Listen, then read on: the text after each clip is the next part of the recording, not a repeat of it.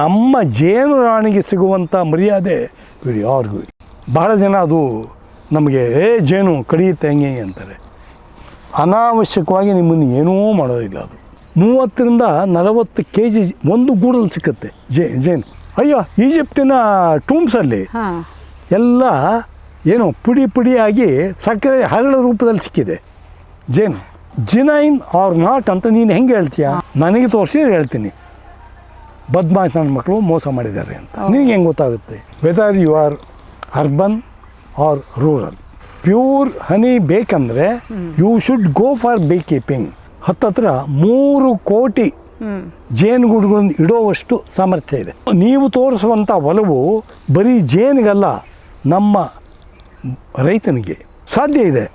ನಾವೇನಾದರೂ ಅಂಥದನ್ನು 1-2 ಮಾಡಿಬಿಟ್ರೆ Modi will come to inaugurate. EV Ramana Reddy ನನಗೆ ಇಲ್ಲಿ ಸ್ಫೂರ್ತಿ ಕೊಟ್ಟದ್ದೇ ಅವರು. ರಾಮಕೃಷ್ಣ ಆಶ್ರಮಗಳು ಅಲ್ಲಿ ಮಾತ್ರ ಒಳ್ಳೆ ಚೆನ್ನಾಗಿದೆ.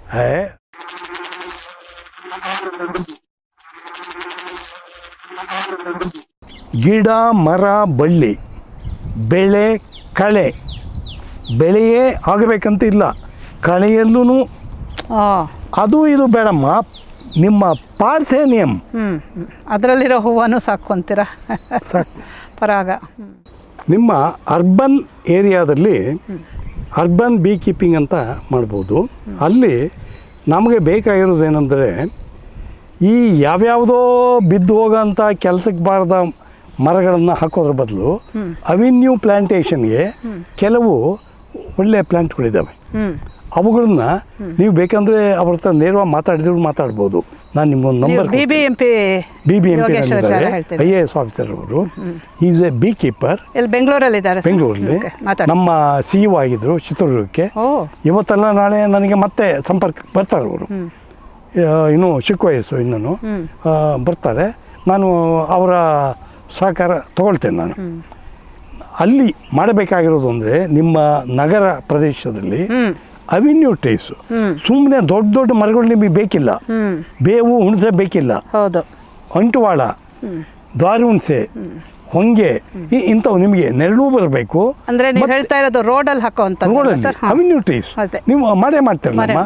ಅವಿನ್ಯೂ ಟ್ರೀಸ್ ನಿಮ್ಮ ಪಾರ್ಕ್ ಪ್ಲಾಂಟೇಶನ್ ಅಲ್ಲಿ ಏನೇನೋ ಕೆಲಸಕ್ಕೆ ಬಾರದ ಬರೀ ನೆರಳು ಕೊಡುವಂಥ ಇದನ್ನ ಮಾಡೋದ್ರ ಬದಲು ನಮ್ಮ ಜೇನಿಗೂ ಅನುಕೂಲವಾಗುವಂಥದ್ದನ್ನು ಹಾಕಿರಿ. ಇದರಿಂದ ನಿಮ್ಗೆ ಏನಾಗುತ್ತೆ ಅಂದರೆ ನಿಮ್ಮ ಚಿಕ್ಕಪೇಟೆ ಬಳೆಪೇಟೆ ಅಂತ ಜನನಿಬಿಡ ಪ್ರದೇಶಗಳನ್ನು ಹೊರತುಪಡಿಸಿ ನಿಮ್ಮ ಎಲ್ಲ ಸಬರ್ಬ್ಗಳಲ್ಲಿ ನೀವು ಧಾರಾಳವಾಗಿ ಜೇನು ಕೃಷಿ ಮಾಡ್ಬೋದು. ಬಸವನಗುಡಿನಲ್ಲಿದೆ, ನಮ್ಮ ರಾಮಕೃಷ್ಣ ಆಶ್ರಮದಲ್ಲಿ, ವಿದ್ಯಾರಣ್ಯಪುರದಲ್ಲಿದೆ, ಚಂದ್ರ ಲೇಔಟಲ್ಲಿದೆ. ಅಂದರೆ ಜೇನು ಕೃಷಿ ಮಾಡ್ತಾ ಇದ್ದಾರೆ ಅಲ್ಲ, ಜೇನು ಕೃಷಿ ಮಾಡ್ತಾ ಇದ್ದಾರೆ. ಅರ್ಬನ್ ಬೀ ಕೀಪಿಂಗ್. ಹೌದು, ಅಲ್ಲಿ ಸ್ವಲ್ಪ ಜಾಗ ಇಟ್ಕೊಂಡಿದ್ದಾರೆ, ತೋಟ ಇದೆ, ಹೂಗಿಡ ಇದೆ, ಏನು ಬೇಕಿಲ್ಲಮ್ಮ. ಒಟ್ಟು ಅವಿನ್ಯೂ ಟ್ರೀಸ್ ಇರುತ್ತೆ. ಕಳೆಯಿಂದ ನಿಮಗೆ ಪರಾಗ ಸಿಗುತ್ತೆ. ನಿಮ್ಮ ಮನೆ ಮಂದಿ 2 ಇಟ್ಕೊಳ್ರಿ. ನೀವೇನು ಜಾಸ್ತಿ ಇಟ್ಕೊಳ್ಳೋದು ಬೇಡ, 2, ಓನ್ಲಿ 2. ಯಾರೋ ಒಬ್ಬ ಅಲ್ಲಿ ನಮ್ಮ ಜೇನು ಕೃಷಿ ಫೆಸಿಲಿಟೇಟರ್ ಒಬ್ಬ ಇರ್ತಾನೆ, ಅವನ ನಂಬರ್ ಇಟ್ಕೊಳ್ರಿ. ಅಣ್ಣ ನಾನು ಸ್ವಲ್ಪ ಸರ್ವಿಸ್ ಮಾಡ್ಕೊಡೋದು ಬರ್ತಾನೆ. ಬಂದು ನಿಮ್ಗೇನು ಬೇಕು ಜೇನು ತಕ್ಕೊಡೋದು, ಅದಕ್ಕೆ ಇನ್ನೇನು ಇಲಾಜ್ ಮಾಡೋದು ಮಾಡಿಕೊಟ್ಟು ಹೋಗ್ತಾನೆ. ಆಫ್ಟರ್ ಆಲ್ ನೀವು ಅದಕ್ಕೆ ಖರ್ಚು ಮಾಡೋದು 10,000 ರೂಪಾಯಿ ಖರ್ಚು ಮಾಡ್ತೀರಿ. ಅದರಿಂದ ಪಡೆಯುವಂಥ ಇದು ಎಷ್ಟಿದೆ ಅಂತಂದರೆ ನೆಕ್ಸ್ಟ್ ಹೇಳ್ತೀನಿ. ನೀವು ಕಾಲೋನಿ ಅಂತಂದ್ರಿ. ನಾವು ಒಂದು ಜೇನು ಕುಟುಂಬವನ್ನು ನಾವೆಲ್ಲ ಕುಟುಂಬ ಅಂತೀವಿ, ಇದನ್ನು ಒಂದು ಕಾಲೋನಿ ಅಂತೀವಿ. ಕಾಲೋನಿ ಅಂತಂದರೆ ಇಲ್ಲಿ ಇಡೀ ಇದರಲ್ಲಿ 3 ಇದಿರುತ್ತೆ. ಒಂದು ಕೆಲಸಗಾರ ಜೇನುನೊಣ. ಕೆಲಸಗಾರ ಜೇನುನೊಣ ಅತ್ಯಂತ ನಿಸ್ಪೃಹ ಜೀವಿ. ದುಡಿಮೆ ಕೆಲಸಗಾರ ಅನ್ನೋ ಹೆಸರು ಅನ್ವರ್ಥ. ದುಡಿಯೋದನ್ನು ಬಿಟ್ಟು ಅದಕ್ಕೆ ಬೇರೆ ಏನೂ ಗೊತ್ತಿಲ್ಲ. ಕಾಯಕ, ಕರ್ಮಯೋಗಿಗಳು. ಸೆಲ್ಫಿಶ್ನೆಸ್ ಅನ್ನೋದೇ ಇಲ್ಲ. ಎರಡನೇದು ಗಂಡು.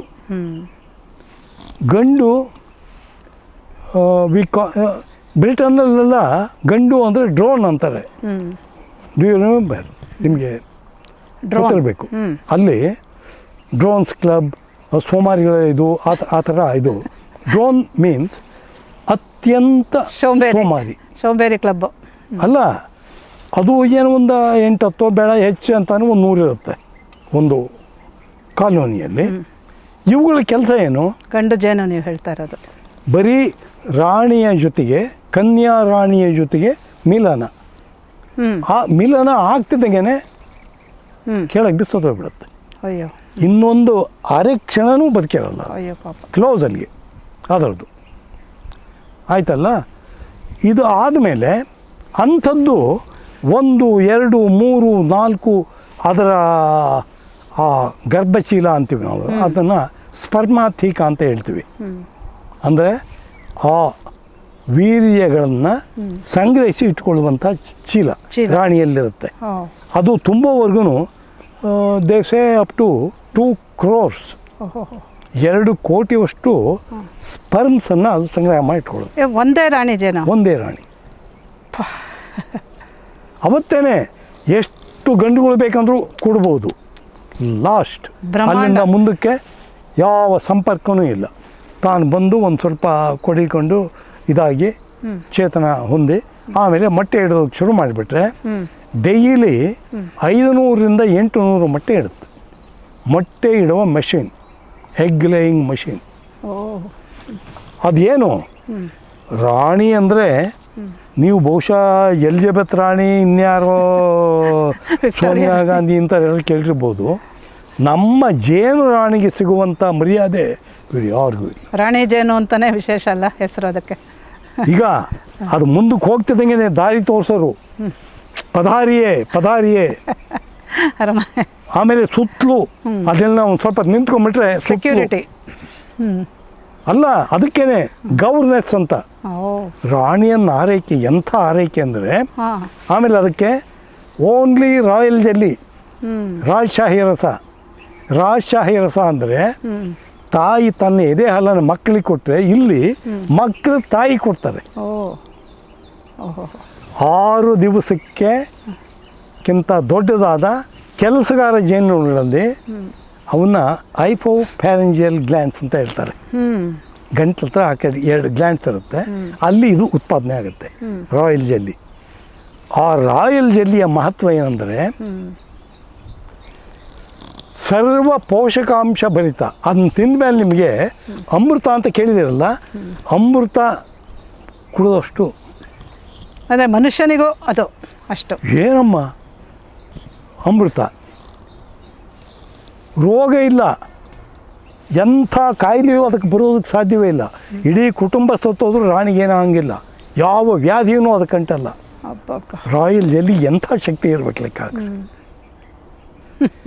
ದೀರ್ಘಾಯುಸ್ಸು, ಅದನ್ನು ತಗೊಳ್ತಾ ಇರೋವರೆಗೂ ಮರಣವೇ ಇಲ್ಲ. ಎಷ್ಟು ದಿವಸ ಇರುತ್ತೆ ಸರ್? ಹೇಳ್ತೇನೆ ಮುಂದೆ. ಇನ್ನೊಂದು ಸಂತಾನ ಪ್ರಾಪ್ತಿ, ಅದಕ್ಕೆ ಸಂತಾನ ಲಕ್ಷ್ಮಿ. ಸುಮ್ಮನೆ ಇಡ್ತಾ ಇರೋದೇ ಮೊಟ್ಟೆನ. ಜಗತ್ತಿನಲ್ಲಿ ಇಷ್ಟೊಂದು ಇದು ಇರುವಂಥ ವಸ್ತು ಯಾವ್ದಾದ್ರು ನೀವು ಕಂಡಿದ್ದೀರಾ? ನೀವು ಇಷ್ಟು ಫರ್ಟಿಲಿಟಿ ಸ್ಟ್ರೆಂತ್ ಇರೋದು ಇಲ್ಲ. ದೀರ್ಘಾಯುಸ್ಸು, ಅಲ್ಲಿ ಗಂಡು ಆಗಿಂದಾಗಲೇ ಸತ್ತೋಗುತ್ತೆ, ಬೇಡ ಆಮೇಲೂ ಅಕಸ್ಮಾತ್ ಬದುಕಿದ್ರೆ ಅವು ನೋಡುತ್ತವೆ ಕೆಲಸಗಾರ ಜೇನುನೊಣಗಳು. ಅವು ಒಂದು ಗಂಡು ಜೇನುನೊಣ 4 ಕೆಲಸಗಾರ ಜೇನುನೊಣಗಳು ಸಂಪಾದನೆ ಮಾಡಿದ್ದನ್ನು ಒಂದು ದಿವಸಕ್ಕೆ ತಿಂದು ಮುಗಿಸ್ಬಿಡುತ್ತವೆ. ಏನು ತರಲ್ಲ, ಮಾಡಲ್ಲ, ದುಡಿಯೋದಿಲ್ಲ, ತಿನ್ನೋದು ಜಾಸ್ತಿ. ಇವು ನೋಡುತ್ತವೆ ಕೆಲಸಗಾರ ಜೇನುನೊಣ. ಅವು ನಮಗೆ ಹೊರೆ, ಎನ್ಕಂಬರೆನ್ಸ್ ಅಂದ ಕೂಡಲೇ ಎಲ್ಲ ಒಳಗೆ ಕೂಡೆ ಹಾಕ್ಯಣತ್ವೆ.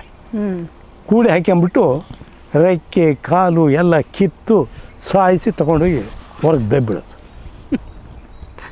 ಆಮೇಲೆ ನೀವು ಅಲ್ಲಿ ಹುಡುಕಿದ್ರು ಒಂದು, ನಾನು ಗಂಡು ಡೆಮಾನ್ಸ್ಟ್ರೇಟ್ ಮಾಡೋದಕ್ಕೆ ಎಷ್ಟೋ ಸಾರಿ ಹುಡುಕ್ತೀನಿ, ಒಂದು ಗಂಡು ಸಿಗೋದು.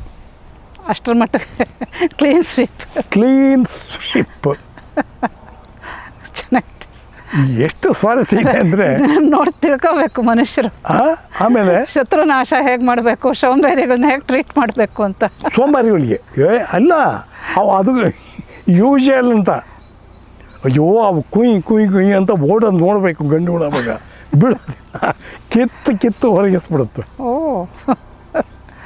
ಯಾಕೆ ಅಂದರೆ ಅವಕ್ಕೆ ಫೈಟಿಂಗ್ ಮಾಡೋ ಇದನ್ನೂ ಇಲ್ಲ, ಶಕ್ತಿನೂ ಇಲ್ಲ. ಇವಕ್ಕಿರೋ ಶಕ್ತಿ ಇದೆಲ್ಲ ನೀವು ಬಿ ಕೀಪಿಂಗ್ ಬಾಕ್ಸಲ್ಲಿ ನೋಡಬಹುದು ಅಂತ. ನೋಡ್ಬೋದು. ಎಲ್ಲ ನೋಡಿ ಹೇಳ್ತಾ ಇದ್ದೀರಾ? ತೋರಿಸ್ತೀನಿ ನಾನು. ಓಕೆ, ಏನು ತೋರಿಸ್ತೀನಿ ನಿಮಗೆ, ಆಯ್ತಲ್ಲ. ಕಾನೂನಿ ಅಂತ ಅರ್ಥ ಆಯ್ತಲ್ಲ. ಹೌದು.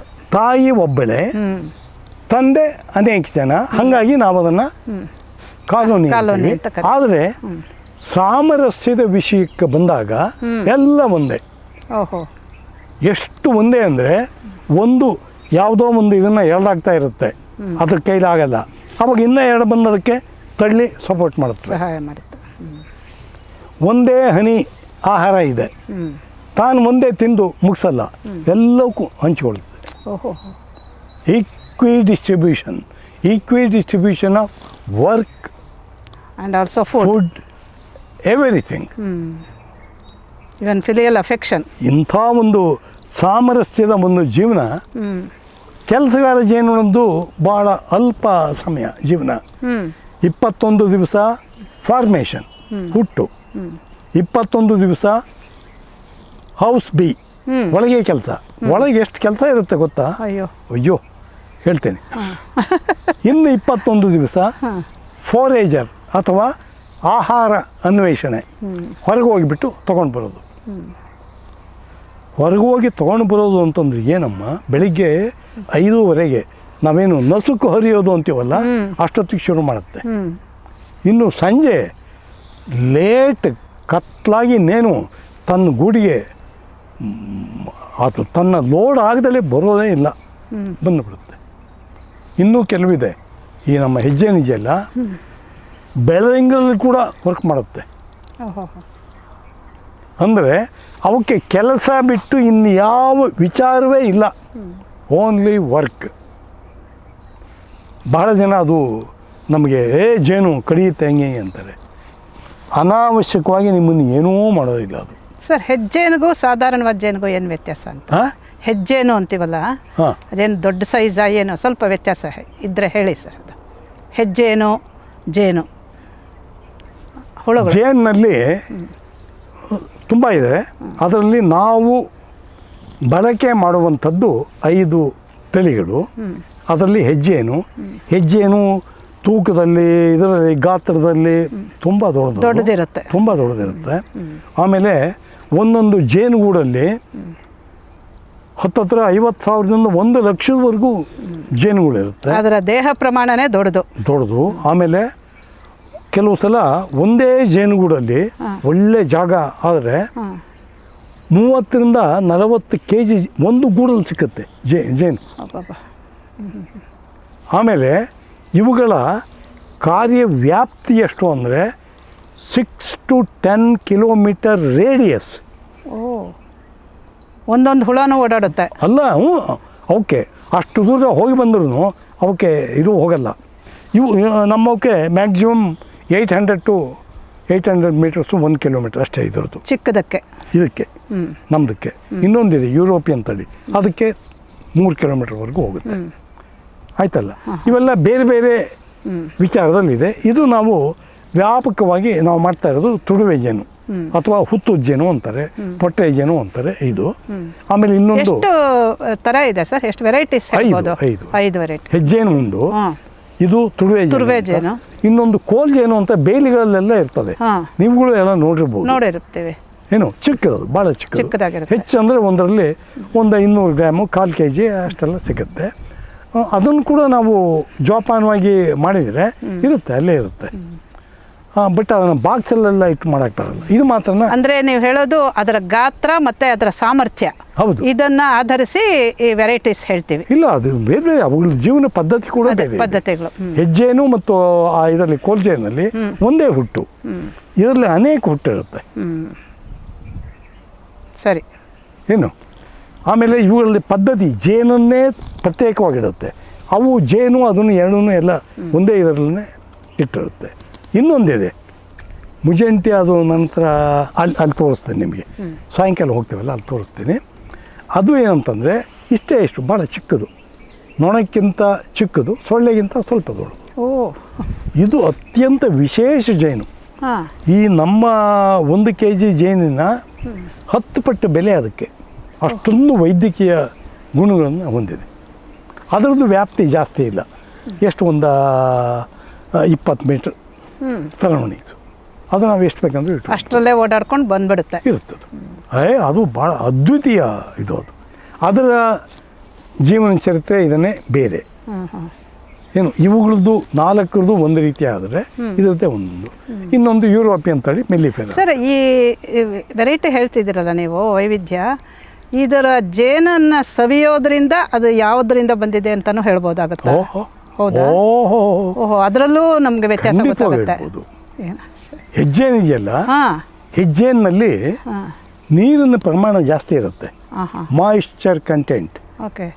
ಯಾವುದೇ ಆಹಾರ ಪದಾರ್ಥ ಮಾಯಿಶ್ಚರ್ ಕಂಟೆಂಟ್ ಜಾಸ್ತಿ ಇದ್ದಾಗ ಬಹುಬೇಗ ಫರ್ಮೆಂಟ್ ಆಗುತ್ತೆ, ಹಾಳಾಗೋಗುತ್ತೆ. ಹೌದಾ?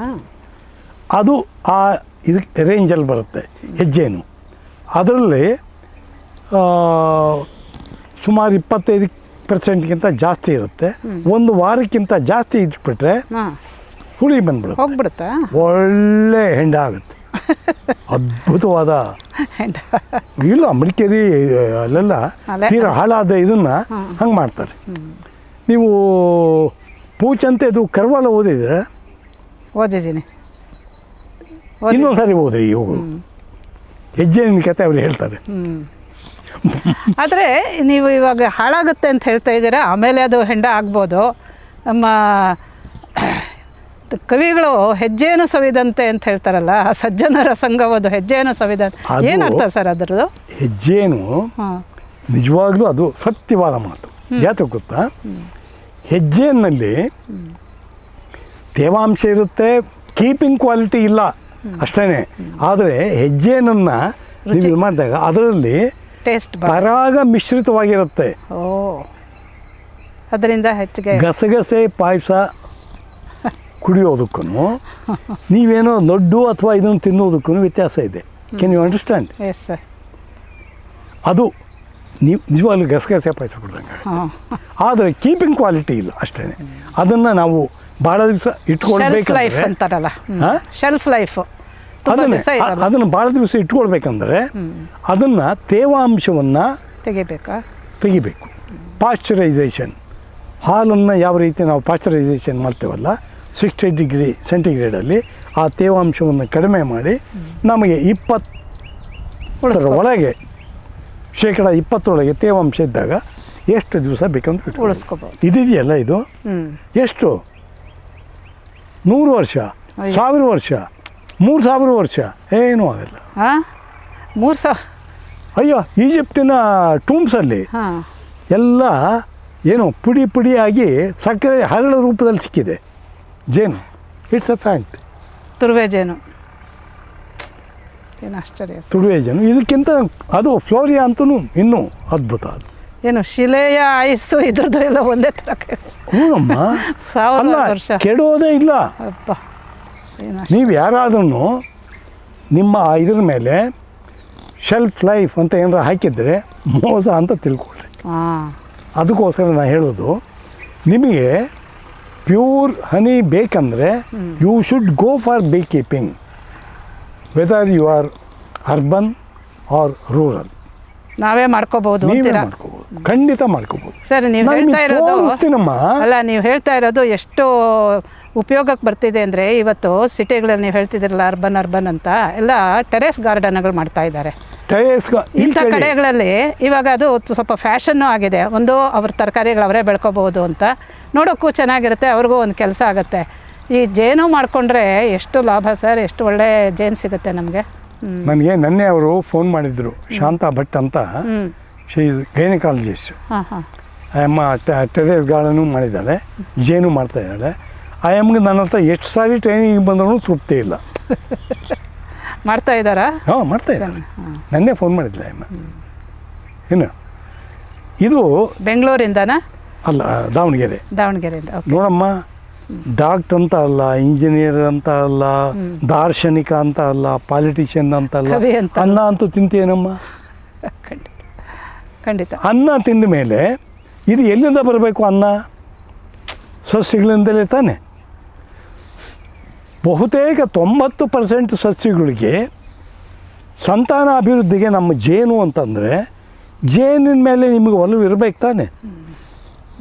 ನೀವು ತೋರಿಸುವಂಥ ಒಲವು ಬರೀ ಜೇನಿಗಲ್ಲ, ನಮ್ಮ ರೈತನಿಗೆ ತಾನೆ ನಿಮಗೆಲ್ಲ ಅನ್ನ ಆಹಾರ ಕೊಡೋದು. ಹೌದು, ಅನ್ನದಾತ ರೈತ. ನೀವು ಎಷ್ಟು ರೀತಿಯಲ್ಲಿ ಬರೀ ಜೇನಿಗಲ್ಲ, ಇಡೀ ಜಗತ್ತಿಗೆ ಸ್ನೇಹ ಆಗಿರ್ತೀರಿ.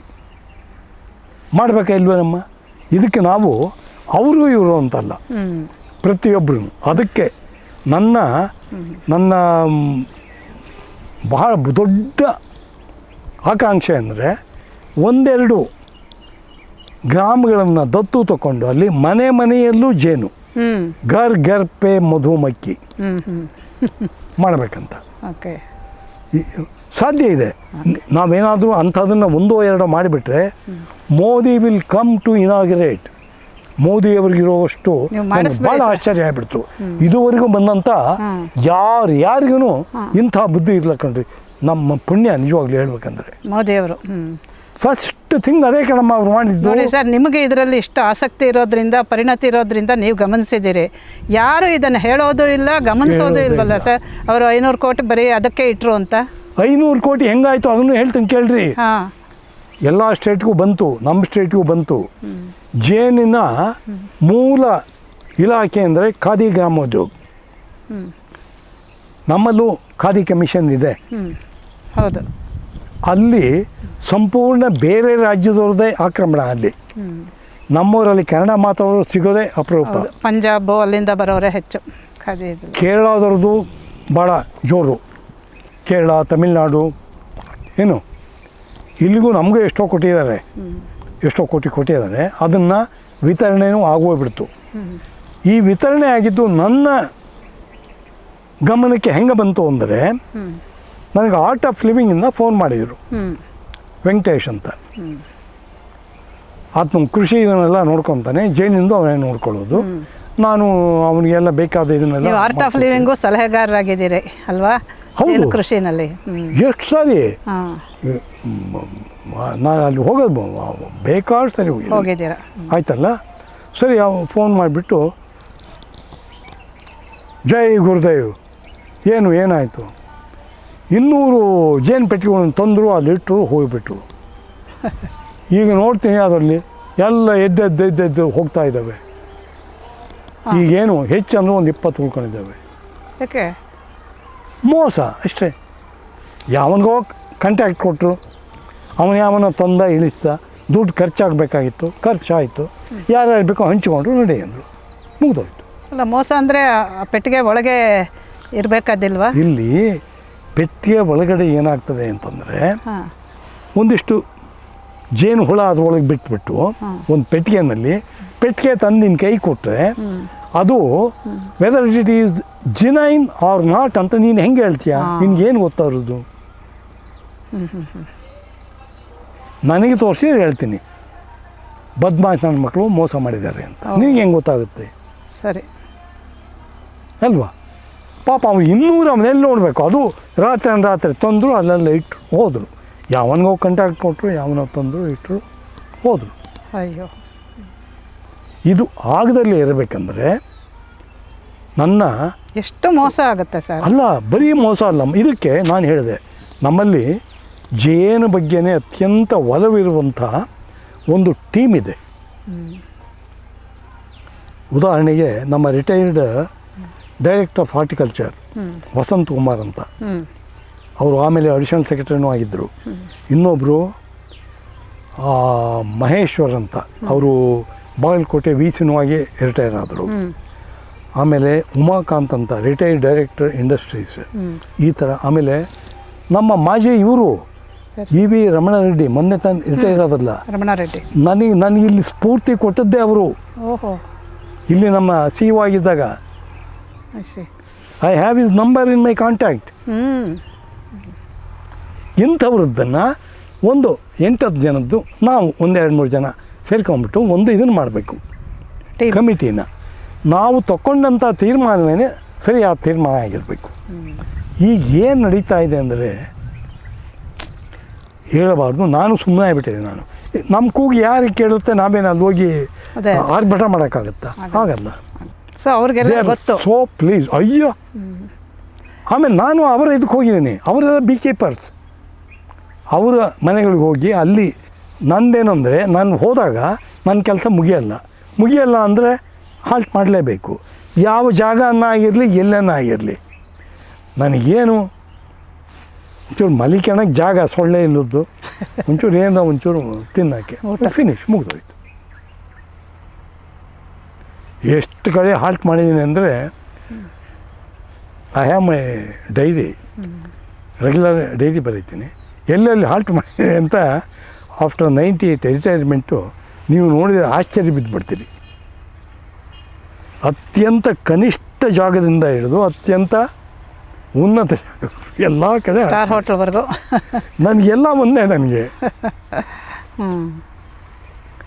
ಆಯ್ತಲ್ಲ. ಅಂದರೆ ಈಗ ಜೇನಿಂದು ಯಾರು ಬೇಕಂದ್ರೂ ಮಾಡ್ಬೋದು, ಎಲ್ಲಿ ಬೇಕಂದ್ರೂ ಮಾಡ್ಬೋದು. ಇದಕ್ಕೆ ಬೇಕಾಗಿರುವಂಥದ್ದೇನು ಎಂದಷ್ಟು ಗಿಡ ಮರಗಳು ಕಳೆ ಅಂತ ಹೇಳ್ತಾನಲ್ಲಮ್ಮ, ಇಲ್ಲೆಲ್ಲೂ ಇಲ್ಲ. ನಿಮಗೆ ನನ್ನ ಇದರಲ್ಲಿ ಇದೆ ಏನೋ ನನ್ನ PPT ಇದರಲ್ಲಿ, PPT ಎಲ್ಲ ಇಬ್ಬೇ ನಾನು ಬೇಕಾದಷ್ಟು ಇದೆ ಬಿಡ್ರಿ.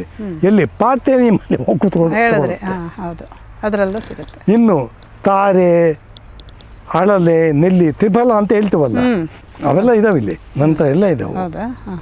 ಗೊತ್ತಾಯ್ತಾ? ನಾನು ಎಂತೆಂಥ ಇದನ್ನು ಬೇಕಂದ್ರೂ ತಂದು ಹಾಕಿಬಿಡ್ತೇನೆ ಬಿಡ್ರಿ. ಆಯ್ತಲ್ಲ. ಈಗ ಜೇನು ಮಾಡೋದ್ರಿಂದ ಇದು ಒಂದು ಭಾಗ ಆಯಿತು. ಜೇನನ್ನು ಮಾಡಲೇಬೇಕು. ಇದರಿಂದ ಯಾರಿಗೇನು ಲಾಭ ಇಲ್ಲ ಅಂದ್ರೂ ರೈತನಿಗಂತೂ ಲಾಭವಾ? ರೈತನಿಗೆ ಲಾಭ ಆಗೋದು ಅಂದರೆ ತಿನ್ನೋಕೆ ಅನ್ನ ನಮಗೇನ ಸಿಕ್ಕೋದು, ಮಾಡಬೇಕಾ ಬೇಡವಾ? ಎಷ್ಟು ಪ್ರಾಮುಖ್ಯತೆ ಕೊಡಬೇಕು ಇದಕ್ಕೆ, ಅಲ್ವೇನಮ್ಮ? ನೀವೊಂಥರ ಚಿಂತೆ ಮಾಡ್ತೀನಿ, ನಾನೊಂಥರ ಚಿಂತೆ ಮಾಡ್ತೀನಿ. ನಮ್ಮಂಗೆ ಚಿಂತೆ ಮಾಡೋದು ಬಳಗ ಕಮ್ಮಿ ಇದೆ, ಜಾಸ್ತಿ ಇಲ್ಲ. ನಾನು ಅಂಥವ್ರ ಹತ್ರನೇ ವಿಶೇಷವಾಗಿ ಒಂದು 15 ನಿಮಿಷ, ಅರ್ಧ ಗಂಟೆ, ಕೆಲವು ಸಾರಿ ಗಂಟೆಗೂ ಹೋಗಿಬಿಡುತ್ತೆ ಮಾತಾಡ್ತೀನಿ. ಏಕೆಂದರೆ ಮನಸ್ಸು ತಡೆಯೋದಿಲ್ಲ. ನನ್ನ ಮಗ ಮಾತಾಡಿದ್ನಲ್ಲ, ಅವನು ಈಗಿನ ಇದಕ್ಕೆ ಮಾತಾಡ್ತಾನೆ ಅವನು. ಅದು ಸರಿ.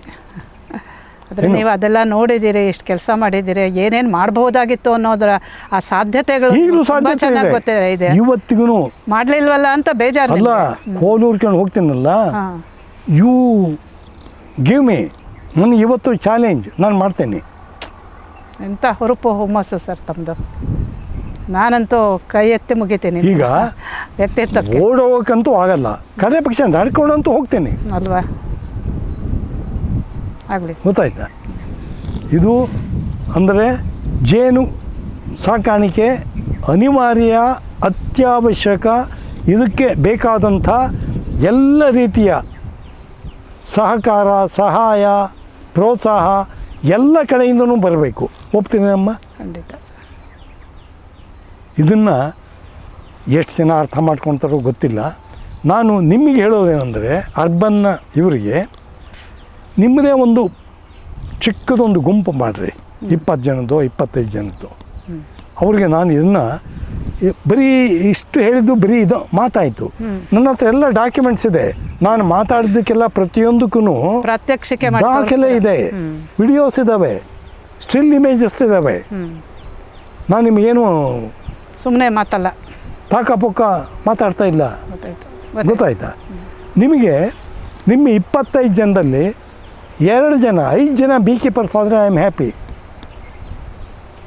BC ಪಾಟೀಲ್ ಮಿನಿಸ್ಟರ್ ಆಗಿದ್ದೇನೆ, ಇಲ್ಲಿಗೆ ಫಸ್ಟ್ ವಿಸಿಟಿಗೆ ಬಂದ ನನ್ನ ತೋಟಕ್ಕೆ. ಯಾಕೆ ಬಂದ ಗೊತ್ತಾ? ನಮ್ಮ ಫಾರೆಸ್ಟ್ ಆಫೀಸರ್ APCCF ಶಿವನಗೌಡರು ಅವರೆಲ್ಲ ಅವರಿಗೆ ಶಿಷ್ಯರು, ಹೇಳ್ದಂಗೆ ಕೇಳೋ ಅಂಥವ್ರು. ಅವರು ನೀನು ಫಸ್ಟು ನಮ್ಮ ಶಾಂತಿರಾಯನ ತೋಟಕ್ಕೆ ಭೇಟಿ ಮಾಡಬೇಕು ಅಂದರು. ಬಂದುಬಿಟ್ಟ. ಅವನಿಂದೆಲ್ಲ ಸಿಬ್ಬಂದಿ ದೊಡ್ಡ ದಂಡು ಬಂದುಬಿಡ್ತು. ಇಲ್ಲಿಂದ ನಾನು ಹೋಗಿದ್ದೇನೆ. ಅಲ್ಲಿ ಹಿರೇಕೆರೂರಿನಲ್ಲಿ ಒಂದು ದೊಡ್ಡ ಇದನ್ನು ಮಾಡಿಸ್ದ, ಕರೆಸ್ತಾ ನನ್ನ ಹೋದೆ ನಾನು. 700-800 ಜನ ಎಲ್ಲ SHG ಗ್ರೂಪ್ ಲೇಡೀಸು. ನಾನು ಅವ್ರಿಗೆ ಒಂದೇ ಮಾತು ಹೇಳಿದೆ, ನಿಮ್ಮ 800 ಜನದಲ್ಲಿ 8 ಜನವಾದ್ರೂ ಬೀ ಕೀಪರ್ಸ್ ಆದರೆ ನನ್ನಂಥ ಪುಣ್ಯಾತ್ಮನೇ ಇಲ್ಲ ಅಂತ. ಕೊನೆಗೆ ಅದರಲ್ಲಿ ಒಬ್ಬಾಕೆ ಅಂತೂ ಆದ್ಲು, ಯಶೋಧ ಅಂತ. ಒಬ್ಬಾಕೆ 800 ಜನದಲ್ಲಿ ಅಲ್ಲ ಆಗಿರ್ಬೋದು ಇನ್ನೂ ಜಾಸ್ತಿ. ಆಯಮ್ಮ ನನಗೆ ಇನ್ನೊಂದು ಸರಿ ಇನ್ನೊಂದು ಟ್ರೈನಿಂಗ್ನಲ್ಲಿ ಆಯಮ್ಮನು ನಾನು ಹಿರೇಕೆರೂರು ಇಂಥ ಊರು ಅಂತ ಹೇಳಿದ್ಲು. ಭಾಳ ಸಂತೋಷಮ್ಮ ಅಂತ ಹೇಳಿದೆ. ಸರಿ. ಸೊ ನಾನು ಒಂದು ಪರ್ಸೆಂಟೇಜು ನನಗೆ ಜಾಸ್ತಿ ಇಲ್ಲ, ಬಟ್ ನೀವು ಜಾಸ್ತಿ ನನ್ನ ಜೊತೆಗೆ ಒಡನಾಡ್ತಾ ಹೋದರೆ definitely you will become beekeeper. Contagious ನಿಮ್ಮದು. ಈಗ ಇಲ್ಲ your love for beekeeping. ಅಲ್ಲ, ಅಂಥವ್ರು ಭಾಳ ಇದ್ದಾರೆ. ಹೊರಟಿ ತೋಟದಲ್ಲಿ ಬಂದಿದ್ದೀನಿ ಅಂದರೆ ಏನು ಹೇಳ್ತಿಲ್ಲಮ್ಮ ನೀನು.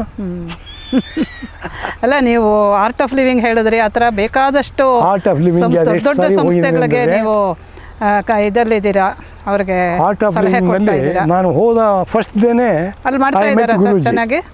ಚೆನ್ನಾಗಿ ಮಾಡ್ತಾ ಇದ್ದಾರಾ ಆರ್ಟ್ ಆಫ್ ಲಿವಿಂಗಲ್ಲಿ? ಕಷ್ಟ ಕಣಮ್ಮ. ಅಲ್ಲಿ ಅಂದರೆ ಅಲ್ಲಿ ಇರಬೇಕು, ಒಂದು ಇಂಟೆಗ್ರಿಟಿ ಇಲ್ಲ. ಒಳಗಡೆ ಯಾವ್ಯಾವುದೋ ಪ್ರಾಂತ್ಯದ ಜನಗಳೆಲ್ಲ ಇದ್ದಾರೆ ಅಲ್ಲಿ. ಕನ್ನಡದವರೇ ಮೂಲಿ ಗುಂಪು. ಆಮೇಲೆ ಕೆಲವರೆಲ್ಲ ಎಂಥ ನಟೋರಿಯಸ್ ಇದ್ದಾರೆ ಅಂದರೆ, ಇಲ್ಲಿ ಜೇನು ಇಟ್ಟಿದ್ರೆ ನಿಮ್ಮ ಜೇನಿಂದ ನಮಗೆ ಮಕ್ಕಳಿಗೆ ತೊಂದರೆ ಆಗುತ್ತೆ, ಅವ್ರು ನನ್ನ ಮುಂದಕ್ಕೆ ತಾರೆಯ ಅಂತ ನಾನು ಹೇಳ್ತೀನಿ ವೆಂಕಟೇಶ್ಗೆ. ಪಾಪ ವೆಂಕಟೇಶ್ ಭಾಳ ಒಳ್ಳೆ, ಆತ್ಮ ರಿಟೈರ್ ಆಗಿದೆ. ಏನೋ ಒಂದು ಒಪ್ಪುವಾಗಿ ಅಲ್ಲಿ ಮಾಡಿಕೊಂಡು ಯಾರನ್ನೂ ಜಾಸ್ತಿ ಅಗ್ರೆಸಿವ್ ಆಗಿ ಹೋಗ್ದಂಗೆ ಮಾಡ್ಕೊಂಡು ಇದ್ದಾರೆ. It's all right. ಬಟ್ ಅವರಿಗೆ ಫಂಡ್ಸ್ ಬೇಕಲ್ಲಮ್ಮ. ಎಲ್ಲೆಲ್ಲಿಂದಲೋ ದಿವಸ ಏನು ಕೋಟಿಗಟ್ಟಲೆ ಫಂಡ್ಸ್ ಬಂದು ಬೀಳ್ತಾ ಇರುತ್ತೆ. ಅವೆಲ್ಲ ಭಾಳ ಕಷ್ಟ ಅಮ್ಮ. ಒಳಗಿಂದು ಭಾಳ ಕಷ್ಟ ಅಂದರೆ ಭಾಳ ಕಷ್ಟ.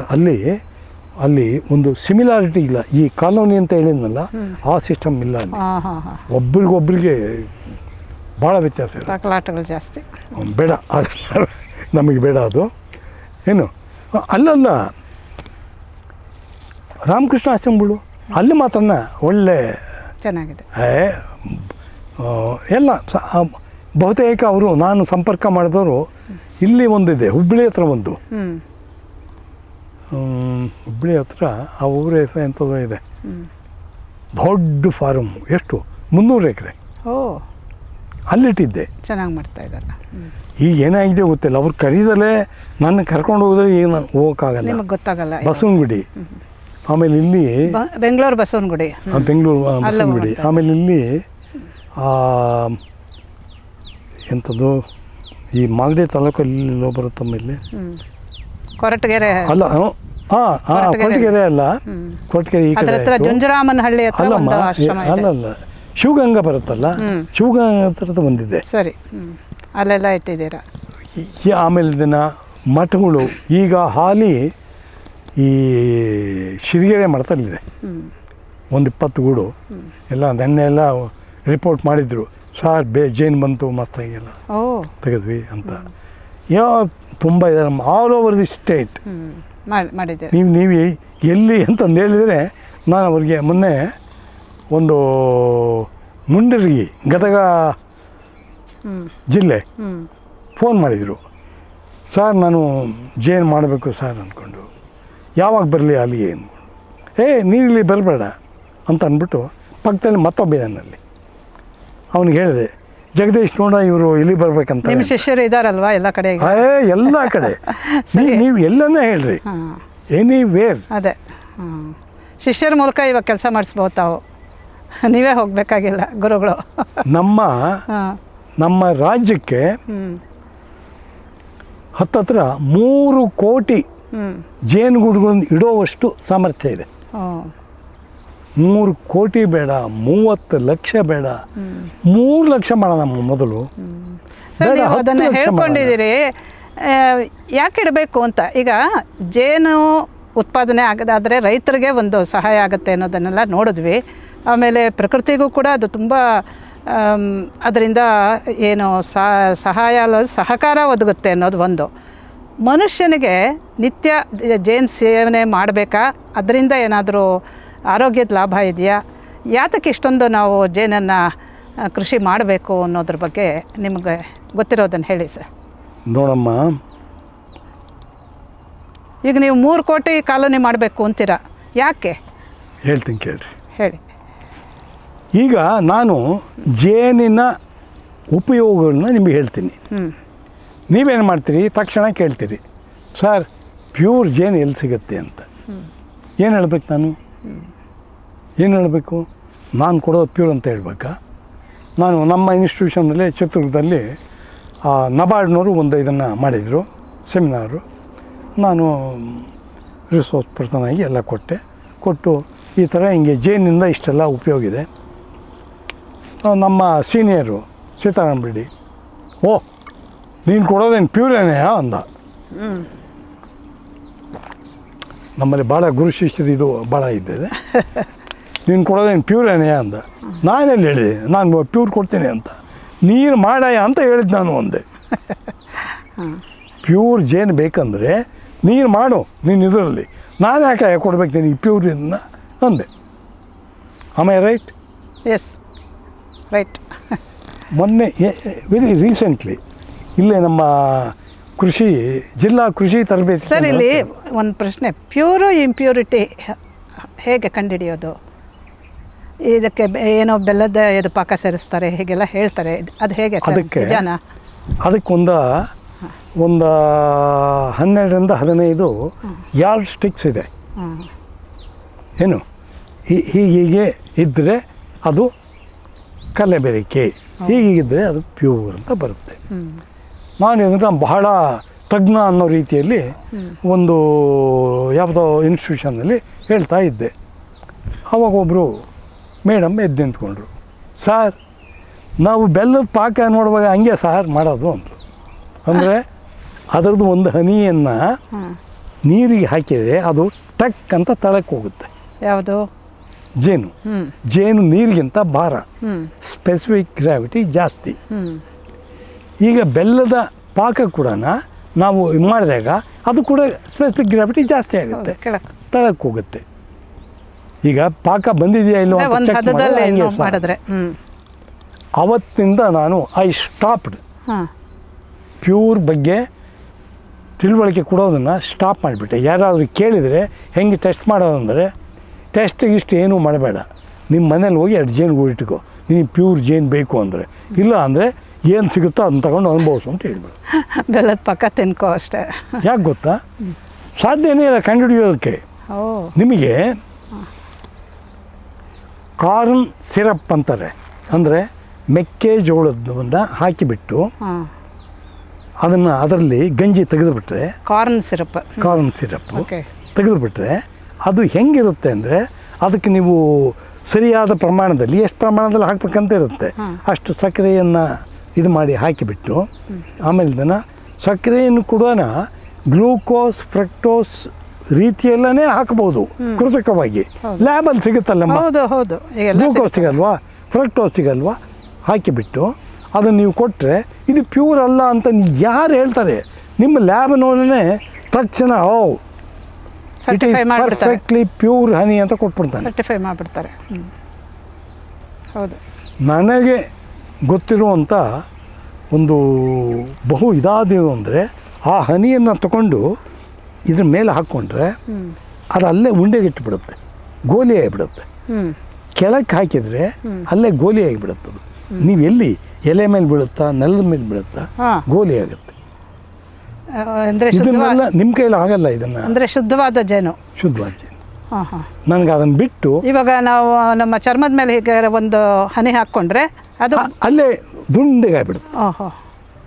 ಅದು ಒನ್ ಆಫ್ ದಿ ಅಲ್ಲ, ಅದನ್ನು ಹಿಂಗಂದುಬಿಟ್ಟು ಬಾಯಲ್ಲಿ ಇಟ್ಕೊಂಡ್ಬಿಡ್ಬೋದು, ಅಲ್ಲಿ ಹೊಂಟೋದೇ ಇಲ್ಲ ಅದು. ಬಿಕಾಸ್ ಅಲ್ಲಿ ಮಾಯಿಶ್ಚರ್ ಕಂಟೆಂಟು ತುಂಬ ಕಮ್ಮಿ ಇರುತ್ತೆ, ನಾಟ್ ಮೋರ್ ದೆನ್ 20, ಕೆಲವು ಸಲ 17% ಇರುತ್ತೆ. ಅರ್ಥ ಆಯ್ತಾ? ಹಾಗಾಗಿಬಿಟ್ಟು ನೀವು ಅದರ ಬಗ್ಗೆ ಚಿಂತೆ ಮಾಡಕೂಡ್ದು. ನಿಮ್ಗೆ ಯಾರಾದರೂ ನಂಬಿಕೆಸ್ತರಿದ್ದರೆ ಅದೇ ಆಯಮ್ಮ ಶಾಂತ ಭಟ್ ಮೊನ್ನೆ ಫೋನ್ ಮಾಡಿದ್ರು. ನಾವು ಯಾವುದೋ ಇದೇ ಎಲ್ಲ ಭಾಳ ಇದು ಹೊಲಗೇರಿ ಆಗಿಬಿಟ್ಟಿದೆ ನಮ್ಮ ಇಲಾಖೆಯಲ್ಲಿ. ಅದರ ಬಗ್ಗೆ ಮಿನಿಸ್ಟ್ರಿಗೆ ಸ್ವಲ್ಪ ಸೂಚನೆ ಕೊಡೋಣ ಅಂತ ಇಲ್ಲಿಂದ ಹೋದ್ವಿ. ಅವಾಗ ಆಯಮ್ಮ ಶಾಂತ ಭಟ್ ಸರ್ ನಿಮ್ಮ ಇದರಲ್ಲಿ ತೆಗೆದಿದ್ರೆ ಜೇನು ತೊಗೊಂಡು ಬರ್ರಿ ಅಂತಂದ್ರು. ಆಯಮ್ಗೋಸ್ಕರ ಜೇನು ತೆಗೆದು ಹೋಗಿದ್ದೆ. ಆಯ್ತಲ್ಲ, ನೀವು ಇಟ್ಕೊಳ್ಳೋದು ಬಿಟ್ಟರೆ ನಂಬಬೇಕು. ನೀವು ಯಾರನ್ನ ನಿಮ್ಮ ಸ್ನೇಹಿತರು ಇವರು ಅಂತಿರಲ್ಲ, ಅವ್ರು ನಂಬಿಟ್ಟು ಅವ್ರು ಕೊಟ್ಟಿದ್ದನ್ನು ಅದೇ ಉತ್ತಮ ಜೇನು ಅಂತ ತೊಗೊಳ್ಬೇಕು. ಇದು ಬಿಟ್ಟು ಬೇರೆ ಮಾರ್ಗ ಇಲ್ಲ. Don't believe anybody. ಕೂರ್ಗಲ್ಲಿ ಅಲ್ಲಿ ಒಬ್ಬ ವಾಸು ಮಾಸ್ಟರ್ ಅಂತ, ಅವನು ರಿಟೈರ್ಡ್ ಪೋಸ್ಟ್ ಮಾಸ್ಟ್ರು, ಈಗಿಲ್ಲ, ಹೋಗಿಬಿಟ್ಟ. ಅವನು ಎಲ್ಲ ಎಕ್ಸ್ಪ್ಲೈನ್ ಮಾಡ್ತಾ ನನಗೆ ಹೇಳ್ತಿದ್ದ, ಹೇ ಈಗ ಇದು 1 ಕ್ವಿಂಟಾಲ್ ಇದೆ, ಇದಕ್ಕೆ 2 ಲೀಟ್ರ್ ನೀರು ಹಾಕಿದ್ರೆ ಏನು ವ್ಯತ್ಯಾಸ ಕಾಣುತ್ತೆ ಅಂತ ಹೇಳ್ತಿದ್ದ. ಕಾಣೋದಿಲ್ಲ. ಏನು ಕಾಣುತ್ತೆ ವ್ಯತ್ಯಾಸ? ಅದಷ್ಟು ಹಂಚಿ ಹೋದರೆ ಎಲ್ಲಿ ಗೊತ್ತಾಗುತ್ತೆ ನಿಮಗೆ? ಏನಮ್ಮ ಹಾಗೆ ಗೊತ್ತಾಯ್ತು. ಅದರಿಂದ ಜೇನಲ್ಲಿ ನೀರು ಆ ಥರ ಒಂದು ಹದದಲ್ಲಿ ಸೇರಲ್ಲ ಅಲ್ವಾ ಸರ್? ಅದು ಮಿಕ್ಸ್ ಆಗಿಬಿಡುತ್ತೆ. ಆಗುತ್ತಾ? ಮಿಕ್ಸ್ ನೀರಾಗ್ಬಿಡುತ್ತೆ? ಇಲ್ಲ, ಮಿಕ್ಸ್ ಆಗಿಬಿಡುತ್ತಮ್ಮ. ಸ್ವಲ್ಪ ಲೇಟ್ ಆಗುತ್ತೆ ಅಷ್ಟೇ. ಅದೇ ಏನು ನೀರು ಇನ್ಫ್ಯಾಕ್ಟ್ ತೇಲುತ್ತೆ, ಬಟ್ ಗ್ರ್ಯಾಜುವಲಿ ಇದು ಆ ಸಕ್ಕರೆ ಅಂಶ ಇರುತ್ತಲ್ಲ ಹೇಳ್ಕೊಂಬಿಡುತ್ತೆ. ಹೈಗ್ರೋಗ್ರಾಸಿಪಿಕ್ ಅಂತಾರೆ ಇದನ್ನು.